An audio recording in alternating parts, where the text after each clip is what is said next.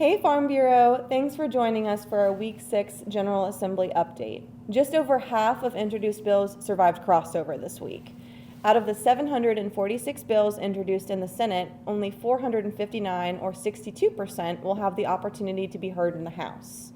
Out of the 1,540 bills introduced in the House, only 731, or 47%, will now have the opportunity to be heard in the Senate.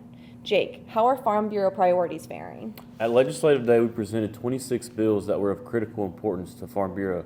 Of that, we were in support of 17 and opposed to 9. Of the 17 bills we support, 15 have survived crossover, and of the 9 we oppose, only 4 have survived crossover.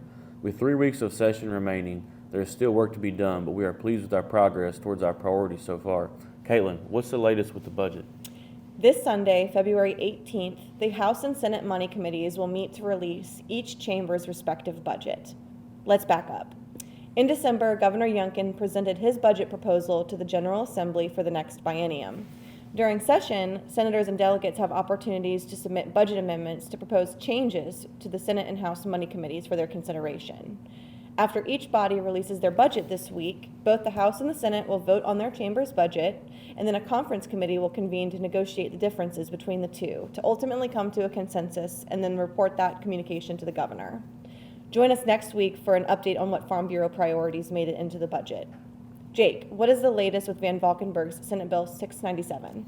Thank you again to our Farm Bureau leaders and members who responded to last week's second action alert on this bill. 697 has now been amended for a second time. Under the first round of amendments, we interpreted the language to prohibit local ordinances from limiting solar unless each individual project was 4% or greater of the county's total land mass. Now, in its current form, the bill prohibits any local ordinance to limit solar or an energy storage facility until 4% of the total land area is under solar panels. While this is a welcome change, it does not address our concerns and continues to strip away at local government zoning authority. This bill passed the Senate last week 21-18 and has been referred to the House Committee on Counties, Cities, and Towns. Be on the lookout for a third action alert this week once this bill has been docketed.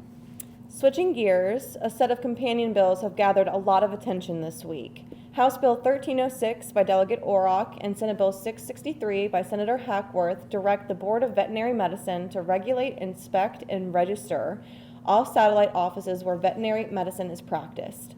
Current DEA regulations register scheduled veterinary drugs to a fixed location or a brick-and-mortar clinic. In practice, our farmers are often relying on their large animal vets to answer farm calls, causing vets to operate in a more mobile fashion. This satellite registration would allow rural veterinarians who are often called with emergencies in the middle of the night to have daily drug logs attached to their vehicle or satellite office. This reduction of drive time will save animals in emergency situations.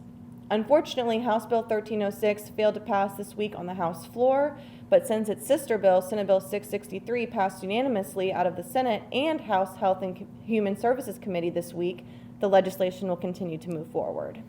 Be on the lookout for our weekly e-newsletter that we will have updates on additional pieces of legislation we have been monitoring throughout session. Thanks for joining us, and we look forward to seeing you again next week. From everyone at Governmental Relations, have a great day.